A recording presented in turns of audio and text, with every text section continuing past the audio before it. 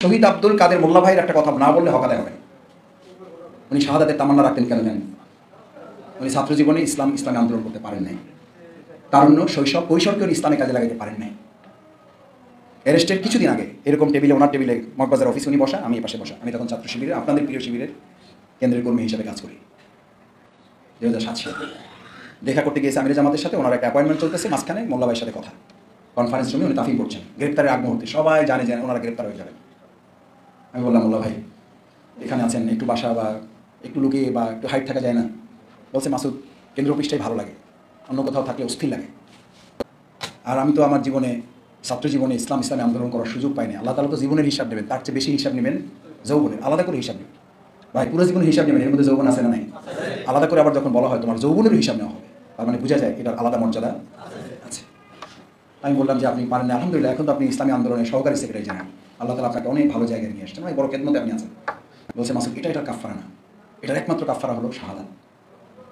আমার যৌবনের এই ইসলামী আন্দোলন করতে না পারা, আমার যৌবনকে আল্লাহর পথে খরচ করতে না পারা একমাত্র কাফফারা হলো শাহাদাত। আমি আল্লাহর কাছে বলেছি, আল্লাহ আমার তারুণ্য, আমার যৌবন, আমার কৈশোর, আমার শৈশবে আমি যে ইসলামী আন্দোলন করতে পারি নাই, এর কাফফারা হিসেবে আমি আমাকে শহীদ হিসেবে আপনার কাছে পেশ করতে চাই।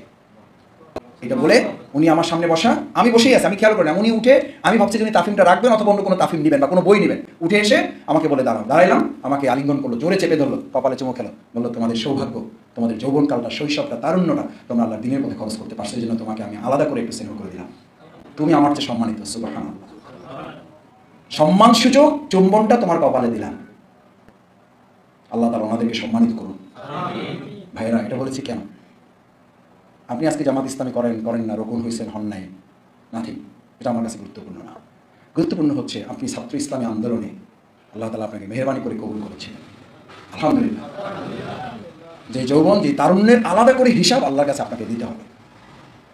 আল্লাহ আপনাকে কতটা মর্যাদা দিয়েছে, আপনার কোনো বিকল্প নাই, আপনার কোনো বিকল্প নাই। আপনাকে পৃথিবীতে একমাত্র করে পাঠানো হয়েছে, কোটির মধ্য থেকে বাছাই করে প্রতিযোগিতায় টেকা লোক আপনি। আমাদের বাবা মার পবিত্র মিলনে কোটির অধিক শুক্রকীট এক জায়গায় হিট করেছে, একটা টিকেছে, বাকিগুলো সব। আপনি তো প্রতিযোগিতা ওখানে ফার্স্ট, নাম্বার 1 আপনি। আপনাকে নাম্বার 2 কে বলে, 3rd কে বলে, 4th কে বলে, আপনাকে কে আটকে? আপনি তো ওখানে বিজয়ী। আপনাকে পরাজিত কে করে? পরাজিত আপনি করেন না, আপনার নফস আপনাকে করে এবং ইবলিস আপনাকে হারিয়ে দেয়। আল্লাহ আপনাকে বিজয় করে পাঠিয়েছেন। আমাকে অনেকে বলে, ভাই একটু দুর্বল অবস্থা আছে, ওখানে একটা ঝামেলা আছে। আমি বললাম, ঝামেলা তো মোকাবেলা করে আসছেন, ওখানে ফেস করে আসছেন, ওখানেই তো আপনি নাম্বার 1 পাইনিয়ার। আপনি অগ্রপথী, আপনি লিডার, আপনি নেতা বলে আপনি 1 নম্বরে আছেন, বাকি সব পিছনে পড়ে শেষ হয়ে গেছে। আপনাকে হারায় কে? আপনি কেন পরিস্থিতির কথা বলেন? আপনাকে তো লিডার করেই পাঠানো, আপনি তো নেতা। অমান জাআলাকা ইজামা, এত সুন্দর কাঠামো আপনাকে দিয়েছেন আল্লাহ তাআলা, এত সুন্দর কাঠামো যার বিকল্প নাই, অল্টারনেটিভ নেই। আপনারা দ্বিতীয় একজন খুঁজে পাওয়া যাবে না পৃথিবীতে, আপনি সেরকম একটা মানুষ। আপনাকে এত সুন্দর করে পাঠাবার পর আপনার কোনো দায়িত্ব নেই। আমাদের এই সমাজে যে সুন্দর, যার মর্যাদা, যার সম্মান যত বেশি, তার দায়িত্ব তো কম না বেশি? আল্লাহ তাআলা যদি আপনাকে মানুষই করেছেন, যদি আপনাকে কোনো হিন্দু, বৌদ্ধ, খ্রিস্টান, নাসারা, ইহুদিদের পরিবারে জন্ম নেওয়া হতো, তাহলে আপনাকে লড়াই করতে হতো না? এই লড়াই থেকে আপনাকে আল্লাহ হেফাজত করেছেন, আলহামদুলিল্লাহ। এই শুকরিয়া কবে আদায় করবেন? নবমুসলিম প্রত্যেকের সাথে কথা বলে দেখবেন, রিভার্ট যারা হয়েছেন তাদের সাথে আলাপ করে দেখবেন, প্রত্যেকে বলে, কয় ভাই সব ছেড়ে দিয়ে চলে আসছে, কিছু নেই। বলে না? আর আপনার কিছু আছে না? নাই, সব আছে। আপনি সেই মানুষ, সুতরাং আপনাকে লড়াই করতে হয়নি। আল্লাহ তাআলা আপনাকে ইসলামের নিয়ামতে পরিপূর্ণ করেছেন, সুবহানাল্লাহ। ছাত্র শিবির কেন করা হয়েছে? কেন ছাত্র শিবির, কেন ছাত্র সংঘ? আমাদের মুরব্বীদের মধ্যে 2-1 জন এরকম থাকতে পারেন যারা ছাত্র সংঘ করেছেন, আমাদের শুধু ভাই নেই। কেন ছাত্র সংঘ, কেন শিবির প্রতিষ্ঠিত করেছিল জামাত? প্রতিষ্ঠার উদ্দেশ্য কী ছিল? উদ্দেশ্য এটা ছিল না যে এখান থেকে আমাদের কিছু কর্মী তৈরি হবে, উদ্দেশ্য ছিল এখান থেকে জামাত ইসলামের নেতৃত্ব সাপ্লাই হবে। কি সাপ্লাই? আপনাদের শিবিরের কর্মপদ্ধতিতে একটা শব্দ লেখা ছিল, এই অসুস্থ সমাজকে সুস্থ করার জন্য শিবিরের প্রত্যেক কর্মী অভিজ্ঞ চিকিৎসকের ভূমিকা পালন। কি চিকিৎসক? অভিজ্ঞ চিকিৎসক মানে কি আপনার মেডিকেল অফিসার? স্পেশালিস্ট, কোনো একটা বিশেষ বিষয়ের উপরে সে স্পেশালিস্ট হবে। আপনাদের প্রত্যেকের পরিচয় ছাত্র শিবির জাতির কাছে সেভাবে প্লেস করেছে, আপনারা নিজেদেরকে সেভাবে উপস্থাপন করেছে যে অসুস্থ সমাজকে সুস্থ করার জন্য আমরা মেডিকেল অফিসার না, আমরা স্পেশালিস্ট ডক্টর হিসাবে এই সমাজে ভূমিকা পালন করব। আমরা সেই ডক্টর দিনে বসেছি, আমরা মেডিকেল অফিসার দিনে বসি না। আমরা বসছি কাদের নিয়ে? আচ্ছা, আপনি কোনো হসপিটালে গিয়ে যদি দেখেন স্পেশালিস্ট ডক্টর যারা, তাদের চিকিৎসা চলতেছে, রোগীরা যদি এটা দেখে, রোগীদের অবস্থা কী হবে?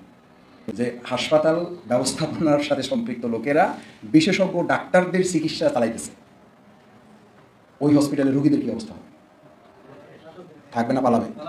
থাকবে না পালাবে? আমাদের দেশের সাধারণ রোগীদের এখন পালানো উচিত এই দৃশ্য দেখলে। এটা আবার ভিডিও হচ্ছে, কি সাহস আপনাদের! আমাকে নিয়ে আসতে আসতে একজন বলতেছিল যে ভাই আপনি আমাদের অতিথি হিসাবে বক্তৃতা করুন। আমি বললাম অতিথি না, আমি তখন আসামি হিসেবে যাচ্ছি। নিশ্চয়ই আমার সময় আমরা একসাথে সাথী ছিলাম এরকম আছেন, আমরা একসাথে সদস্য ছিলাম এরকম আছেন। তার মানে তো আমাকে ধরা হবে যে মাসুদ ভাই কী সাথী বানাইছেন, কী অভিজ্ঞ চিকিৎসক বানাইছেন যে তাদের এখন চিকিৎসা লাগতেছে। অতিথি না আসামি? দেখছেন আপনারা তাও দিয়ে আমার আসামি বানাইলেন। তারপর আপনারাই বলতেছেন আমাকে এই আসামির কাঠগড়া থেকে আপনারা কি একটু মাফ করতে পারেন? পারেন? পারেন? আমি কি কালকে আমাদের দিন পরস্পর আসামি হব না জান্নাতের সহযোগী হব? আল্লাহ এই হাতগুলো আপনি জান্নাতের জন্য কবুল করেন। আজকে এখানে একত্রিত করেছেন, জান্নাতে আপনি আমাদেরকে একত্রিত করেন। দুনিয়ার ক্যামেরায় বাদ যাক, আর সে আজিমের ক্যামেরায় যেন আমাদের হাতগুলো বাদ হবে। কেন বলেছি? ইসলামী ছাত্র শিবির ইটস অ্যাবসলিউট ট্রেনিং সেশন। এই সেশন ট্রেনিং। ছাত্র শিবির সফল হবে না, ব্যর্থ হবে না। ট্রেনিং সেশনে কেউ সফল ব্যর্থতা নির্ধারণ হয় না। আপনাদের বন্ধু বান্ধবদের এমন অনেকে আছে, আপনার চেয়ে একটু রেজাল্টের দিকে খারাপ ছিল, এখন ভালো কোম্পানি করেছে, আছে না নাই? আপনার চেয়ে অনেক ভালো ছাত্র ছিল, এখন একটু দুর্বল অবস্থায় আছে, আছে না নাই? ডিপেন্ড করে ট্রেনিং সেশনের উপরে না, প্র্যাকটিক্যাল সেশনের উপরে। বাস্তবে সে কী করতেছে? আপনি 15 বছর, 20 বছর, 25 বছর ট্রেনিং সেশন শেষ করেছেন শিবিরে, এখন কোন সেশনে আছেন? কোন সেশনে? ইসলাম ট্রেনিং সেশনকে গুরুত্ব দেয় বেশি না প্র্যাকটিক্যাল সেশনকে? বহু সাহাবা আজমাইন কারণ ট্রেনিংয়ের কোনো সুযোগই পায় নাই। ট্রেনিংয়ের কোনো, ইসলাম গ্রহণ করেছে, এখনই যুদ্ধ গিয়েছে, নামাজ একক তো করতে পারে না, একক তো সালাত আদায় করতে পারে না, শহীদ হয়েছে, জান্নাত না জাহান্নাম? কি সেশনের উপরে? কোন সেশনের পরে? বহু ট্রেনিং এর পর ট্রেনিং করেছে। শুধু যুদ্ধের সময়, প্র্যাকটিক্যাল সেশনের সময় এটা বলে নাই যে আমি যাব না, শুধু বলেছে উই আর কামিং, আমরা আসিতেছি। ওয়েট, মোহাম্মদ সাল্লাল্লাহু আলাইহি ওয়াসাল্লাম শুধু এই ভাষাটা ব্যবহার করা হয়েছে, উই আর কামিং। আপনি যান মোহাম্মদ, আরে আমাদের বোঝেন না, আমরা পলিটেকনিক্যাল লোক, গুসুস আল্লাহ একটু সাধারণ সে আল্লাহ কি দিয়েছে একটু বেশি দিয়েছে, আমাদের একটু অন্যরকম ব্যাপার স্যাপার আছে, বুঝবেন না এটা? আপনারা চালাইতে থাকেন, আমি আসতেছি। এই চালাইতে থাকেন আসতেছির উপরে আয়াত নাজিল হলো, ওয়ামিনহুম মান ইয়াকুলু জাল্লি ওয়ালা তাফতিননি আলা ফিল ফিতনাতি সাকাতু ওয়া ইন্না জাহান্নামা লামুহীতাতুম বিল কাফিরিন। কি ভেবেছেন শফিকুল ইসলাম মাসুদ এসে মিষ্টি মিষ্টি কথা বলবে আপনাদেরকে, আপনারা আনন্দিত হবেন, অথবা সত্য সত্য কথা বলবেন, আর মাসুদকে দাওয়াত দেবেন না? শফিকুল ইসলাম মাসুদরা আমাদের আপনাদের দাওয়াতের কাঙাল, আপনি শফিকুল ইসলাম মাসুদের কাঙাল? নাথিং। সত্য কথাটা যে বলতে পারে না ও বোবা শয়তান। আমরা বোবা শয়তানও এসেছি। আমাকে মসজিদে বিভিন্ন সময় মাসুদ আইসেন, যাওয়ার পরে সভাপতির সাথে পরিচয় করাই দিয়েছিল সভাপতি। আমি বললাম জি মুসল্লি সাহেব দোয়া করেন, দেহেতে পরিচয় করেছে সভাপতি, আমি বলছি কি, ওদের তখনই একটু ঘাবড়ে গেছে, দেহেতে তো সভাপতি বলবে। এরপর আলোচনা শুরু করি, ইমাম সাহেব পাঞ্জাবি টানে, মেয়ের চাকরি থাকতেও পারে নাও থাকতে পারে। আমি ওই অবস্থায় আমি বলি যে দেখেন, আপনি নিম্ন চাপ আছে আর আমার উপর চাপ আছে, আপনি নিচে চাপতেছেন আর উপর থেকে একজনের চাপ আমার উপরে আছে। আপনার কথা শুনলে আপনার চাকরি থাকবে না, আমি যদি আমার কথা বলি, আর আমি উপরের চাপের কথা না শুনলে আমার ইমান থাকবে না, চাকরি বড় ইমান বড়।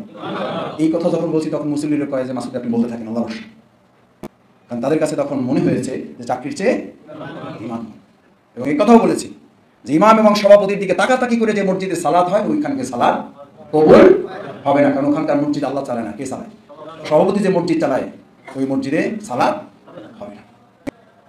সুতরাং শফিকুল ইসলাম মাসুদের কোনো গুরুত্ব নেই। গুরুত্ব হচ্ছে যা বলা হচ্ছে সেটা আপনি কোরআন এবং সুন্নাহর ভিত্তিতে আপনার জন্য গুরুত্বপূর্ণ কি, কোথায় পেয়েছি আমি, কেন আমি নিস্তব্ধ নিথর, কেন আমি থেমে গেলাম, কেন আমাকে কে থামিয়ে দিয়েছে? এই কোশ্চেন তো আপনাকে করা হয়েছে। মা গর্রকা বিরব্বিকাল কারীম, কে আল্লাহর দেওয়া দায়িত্ব থেকে তোমাকে থামিয়ে দিল। ওয়ামিনহুম মান ইয়াকুলু জাল্লি, তারা শুধু এতটুকু কথা বললো, আমাদেরকে একটু অনুমতি দেন যে আমরা একটু পরে আসতেছি। লি তাফতিননি মিনকুম, আমাদেরকে এই ঝামেলার মধ্যে এখনই রেখেন না, আমাদের বহুত কাজবাজ আছে, আমাদের বহুত ব্যবসা বাণিজ্য আছে, আমাদের বহুত চাকরি বাকরি ভেজাল আছে। আপনারা তো জামাত ইসলামী করেন, আমাদের তো আরও কিছু করতে হয়।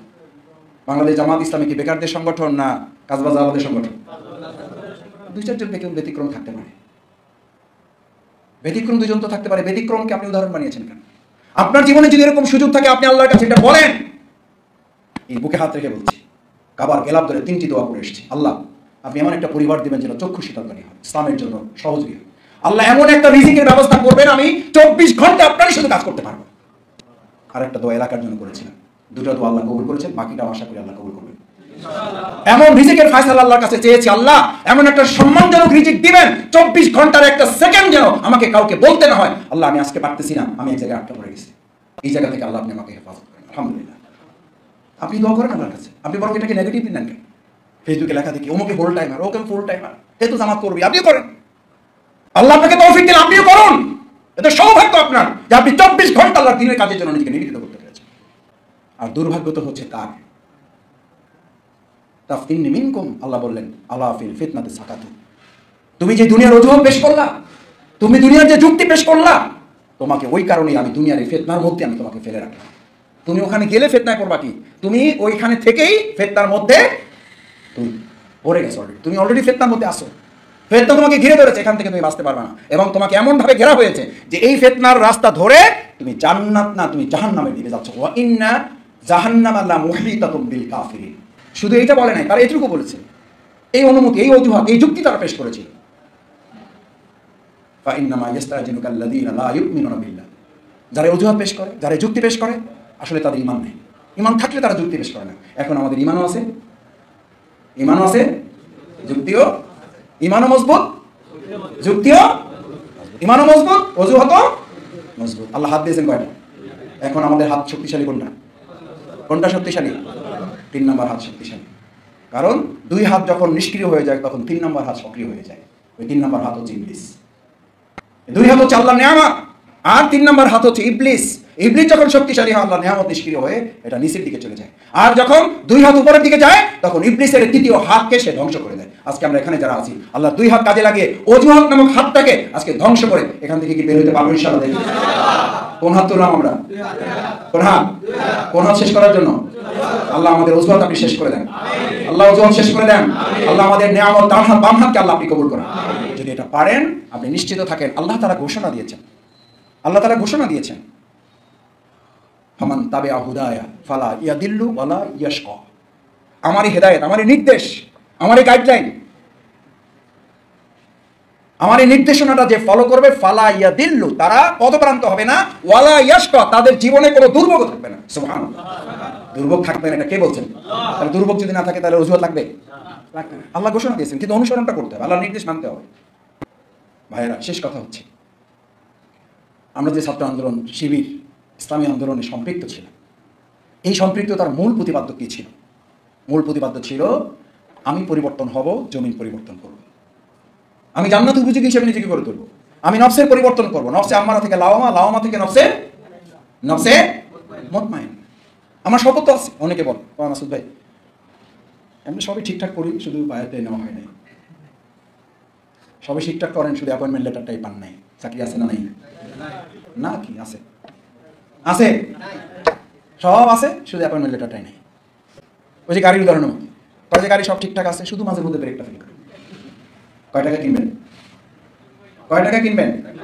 কিছু টাকা আপনার পকেটে ধরাই দিলেও তো আপনি বলবেন যে ভাই মা পোসাই 10। এটা তো গাড়ি না, এটা হলো বোমা। এটা কি? এটা বোমা, আমার জীবন ধ্বংস করার জন্য যথেষ্ট। আপনার বায়াত তো আপনার জন্য ওরকম গাড়ির চাকা, স্টিয়ারিং, কোথায় থামতে হবে এই বায়াত আপনাকে ঠিক করে দেয়, কোথায় চলতে হবে বায়াত আপনাকে ঠিক করে দেয়। বায়াত আছে আপনার ভাই। আমার কথা কষ্ট নিয়ে না, মুরব্বী আছেন, কথা একটু জোরে বলে ফেলি। অনেকে আমাকে বলে যে মাসুদ ভাই বক্তৃতা কি ঠিক থাকবে? শেখ হাসিনা তো আর নাই। আমি বললাম আমার পুঁজি তো শেখ হাসিনা না, আমার পুঁজি হলো কোরআন। মানে মনে করছিল শেখ হাসিনাও নাই, বক্তৃতাও শেষ। আমাকে অনেক পরামর্শ দেয় যে মাসুদ ভাই কথা একটু আসতে বললে হয় না। আমি বললাম রসুল সাল্লাল্লাহু আলাইহি ওয়াসাল্লাম খুতবা অধ্যায় আমি পড়েছি, খুতবা অধ্যায় আমি পড়েছি। রসুল করিম সাল্লাল্লাহু আলাইহি ওয়াসাল্লাম আমাদের আজকে জুমার খুতবা হবে, এটা হলো ঘুমের সবচেয়ে উত্তম সময়। আর রসুল করিম সাল্লাল্লাহু আলাইহি ওয়াসাল্লাম খুতবা দিতেন, লাঠি একটা হাতে থাকতো, থরথর করে কাঁপতো রসুল সাল্লাল্লাহু আলাইহি ওয়াসাল্লাম, চেহারা টক টক টক টক হতো রাগে, ক্ষোভে, ক্রোধে। সাহাবা ইজমাইন কিরামগণ ঘুম তুলে কথা, চোখের পলক ফেলতো না যে কখন নির্দেশ হয়, এখন বের হয়ে পড়তে হবে। আর আপনি বাচ্চা একটা সাথী নিয়ে যায় যারা সারা রাত ঘুম পড়তে পারবে না, ও মসজিদে ঢোকার সাথে সাথে ঘুমাবে না? ঘুমায় না? টেস্ট করে দেখি। আমার 3টার মধ্যে একটা নিয়ে গেছি, ও আমরা যদি সিদ্ধান্ত নিই যে আজকে একটু আগে ঘুমাবো, রাত 1টায় ঘুমাবো, এটা সবচেয়ে আগে ঘুমানোর ডিসিশন। এটা কেমনে সে জানে, আল্লাহ জানে, সে ওই দিন আর ঘুমাবি। তারে আমি টেস্ট করার জন্য বললাম যে তারে দেওয়া তো, আমি মসজিদে নিয়ে যাই। মসজিদে নিয়ে বসাইতে পারি নাই, সে দেখে আমার হাঁটুর উপরে ঘুম। খুতবাও কিন্তু চলতেছে, আমি খুতবার জন্য তো সাথে করছি না। আমি বলছি আমাদের মসজিদগুলোতে মেহরাব আছে না নেই? মেহরাব মানে কি? অস্ত্রাগার। আর এখন মসজিদে তো 2টো লাঠি পাইলে এসে বলবে যে জঙ্গি কারখানা। ওখানে তো অস্ত্র থাকবে। মুসল্লিরা নামাজ শেষ করে ফাইজা কুদিয়াতিস সালাতু ফান্তাশিরু ফিল আরদ, জমিনে ছড়িয়ে পড়বে আল্লাহর দ্বীনকে বিজয় করার জন্য। এটা মুসল্লিদের দায়িত্ব। এখানে মুসল্লি হয়েছে আর আকিমুদ্দিনের দায়িত্ব পালন করার জন্য এখন সে মুজাহিদ হয়ে যাবে। যে মুসল্লি মুজাহিদ হয় না তার জন্যই আপনি নামাজে তেলাওয়াত করে এসেছেন ফাওয়াইলুল লিল মুসাল্লিন, ধ্বংসই মুসল্লির, ধ্বংসই মুসল্লির। এই আয়াত দিয়ে নামাজ শেষ করে এসেছেন। ওই মুসল্লি ধ্বংস হোক যে মুসল্লি হয়েছে মুজাহিদ। আল্লাহ মুজাহিদ হিসেবে কবুল করুন। আল্লাহ আপনি মুজাহিদ হিসেবে কবুল করেন। কি আল্লাহ বলেছেন? আল্লাহ তো আপনাকে বায়াত দিয়ে পাঠিয়েছে। আপনি জন্মগতভাবে সৃষ্টিগতভাবে আপনি বায়াতবদ্ধ। বায়াত আছে না নাই? আছে। আলমে আল্লাহ রুহের জগতে ছিলেন সবাই। কেউ এটা বলেন না আমি যদি বাংলায় পড়ি তাহলে বায়াত ঠিক থাকবে, আমি যদি পলিটেকনিকে পড়ি তাহলে বায়াত কিন্তু ঠিক থাকবে না। ঝামেলা আছে। আলাস্তু বিরাব্বিকুম, আপনাকে কথা জিজ্ঞেস করা হয়েছে না হয়নি? কি বলছেন তখন? না এটা বলেন না, বলছেন ইমেল নাম্বার দিয়ে দিন, আমি পরিস্থিতি বুঝে অ্যান্সার দিয়ে দেবো। এরকম কয়জন আছেন এখানে দেখি? মেইলে জানাবেন এই কথা বলেছিলেন কয়জন আছেন এখানে? যদি না থাকেন তাহলে বায়াত নিয়ে এখন কোশ্চেন কেন?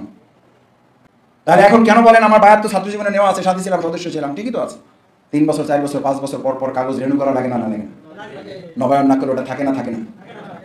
রেনু করবে। ইয়া আইয়ুহাল্লাযীনা আমানু আমিনু, হে ঈমানদারগণ আমার ঈমান আনো। এর অর্থ কি ঈমান হারা হয়ে গেছে? কি হয়েছে? ঈমানটাকে আরো মজবুত করতে বলা হয়েছে। ঈমানদারদেরকে আল্লাহ ঈমান আনতে বলতে পারলে আপনি সাথীর সাথে সাথে চলেন বৃহত্তর আন্দোলন জামাত ইসলামী আপনাকে আবার রোপণ হইতে বলতে পারবে না কেন? কেন কোশ্চেন তৈরি করেন? আপনারা করছেন, আমি তা বলছি না। কেউ কেউ আমাকে ফোন করে মেসেজ দেয়, মাসুদ ভাই আমি যখন সদস্য হয়েছি তখন বলা হয়েছিল যতদিন বেঁচে থাকবেন ততদিনই শপথের উপর থাকবেন। ইয়েস, আপনার প্ল্যাটফর্ম চেঞ্জ হয়েছে, আবার শপথ। রাসূল করিম সাল্লাল্লাহু আলাইহি ওয়াসাল্লামের সময় সকালে বায়াত নিয়েছেন, স্থান চেঞ্জ করে আরেক জায়গায় গিয়েছেন। রাসূল করিম সাল্লাল্লাহু আলাইহি ওয়াসাল্লামের কাছে জিজ্ঞেস করেছেন, ইয়া রাসূলুল্লাহ আমি সকালে বায়াত নিয়েছি। বলছেন কোথায় ছিলা তুমি? অমুক জায়গায় ছিলাম। এখন তুমি এখানে এসেছো, এখনকার পরিস্থিতির কারণে তুমি এখানে আবার নতুন করে কি নাও? সুবহানাল্লাহ। আর আপনি মসলা বাই করছেন, আমি তো সদস্য ছিলামই, জামাত আমাকে এরকম বানাইলো না বানাইলো কোনো সব মসলা আপনি ঠিক করে নিয়েছেন, সব আমি ঠিক করে নিয়েছি। আপনার আমার সুবিধা মতো চলার নাম ইসলাম নয়, এটার নাম ইবলিসপনা। ভালো করে বুঝেন, কষ্ট নিয়েন না। ইবলিস কি ধর্ষণ করেছিল? ইবলিস কি মদ খাইছিল? ইবলিস কি হত্যা করেছিল? কি করছিল? শুধু কি বলছে? আনা খায়রুম, আমি তো ভালো, আমি তো বুঝি, আমাকে আমার মতো চলতে দিতে হবে। আমি বললেই সিজদা করবো, আমি বললেই সিজদা করবো না। একটা নির্দেশ পালন করতে পারে নাই। 80 লক্ষ বছরের ইবাদত শেষ করে দেওয়া হয়েছে। আপনার কয় লক্ষ বছর ইবাদত আছে? কয় হাজার বছর ইবাদত আছে আপনার? ফেরেশতাদের সর্দার থেকে একটা নির্দেশ, শুধু পছন্দ অপছন্দের কোরবানি করতে পারে নাই, শুধু ইচ্ছা অনিচ্ছার কোরবানি করতে পারে নাই, শুধু ভালো লাগা না লাগার কোরবানি করতে পারে নাই। সেজন্য ফেরেশতাদের সর্দার থেকে শয়তানের সর্দার হয়ে গেছে। আমি শফিকুল ইসলাম মাসুদ, একই অবস্থা। আরে ভাই আমাকে তো ইমানদার থেকে নাম কেটে দেওয়া হয়েছে, রোকন পরে হইেন না। ইমানদার তো থাকেন, ইমানদার তো থাকেন। লা ইউমিনু আহাদুকুম, তোমাদের মধ্যে সে ততক্ষণ পর্যন্ত ইমানদারি হতে পারবে না। কার কথা? রাসূল করিম সাল্লাল্লাহু আলাইহি ওয়াসাল্লামকে আল্লাহ জানাচ্ছে লা ইউমিনু আহাদুকুম, তোমরা ইমানদারি হতে পারবে না হাত্তা ইয়াকুনা হাওয়াহু তাওয়ান, তোমার নফসকে যতক্ষণ পর্যন্ত ইসলামের আলোকে প্রস্তুত করতে না পারবে। পলিটিক্যাল লোক লাগা কি বিল্ডিং টিল্ডিং এর সাথে আছেন আপনারা? না সব ইলেকট্রিক, হ্যাঁ সব বিল্ডিং, সব ডিপার্টমেন্ট মিলে আছেন। আচ্ছা একটা উদাহরণ আমি অনেক সময় বলে থাকি, ইটস লাইক এ ব্রিক। আপনি একটা ইটের কল্পনা করেন, এই বিল্ডিংটা একটা ইটের কল্পনা করেন। বিল্ডিংটা আসলে তো ইট দিয়ে শুরু, তাই না? ফাউন্ডেশন থেকে শুরু। একটা ইটের প্রথম বৈশিষ্ট্যটা কি? এটা একটা কাদা কি ছিল? কাদার গোল্লা ছিল। প্রথমে কি করা হয়েছে?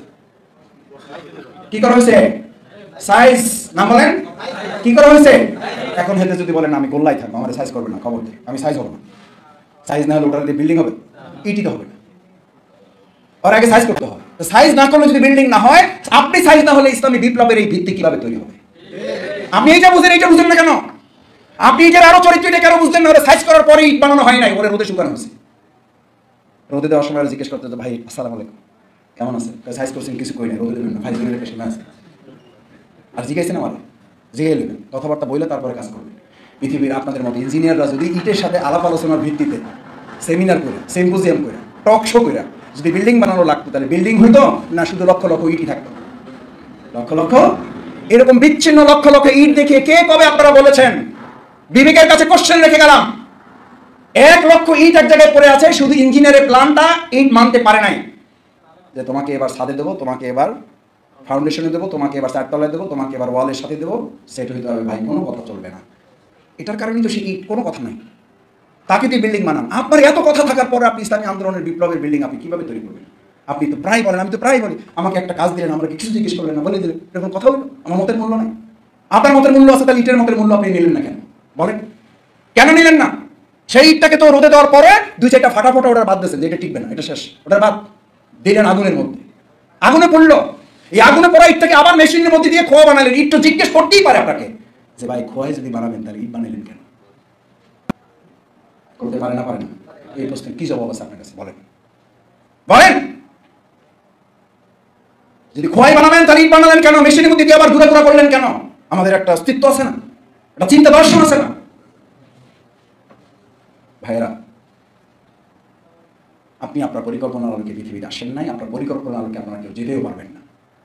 মাঝখানে সময়টুকু আপনার পরিকল্পনার আলোকে পরিচালিত করে কেন আমরা শয়তানের রাস্তায় হাঁটছি? মাঝখানের জীবনটা কিভাবে চলবে এই পরিকল্পনা আল্লাহ দিয়েছেন না দেননি? ওইটুকু মানে মর্যাদা পাবেন, সম্মান পাবেন, বরকত পাবেন, রিজিক পাবেন, হালাল উপার্জনে সমৃদ্ধি, প্রশান্তি পাবেন। আর না হলে সবই পাবেন, শুধু প্রশান্তি পাবেন না।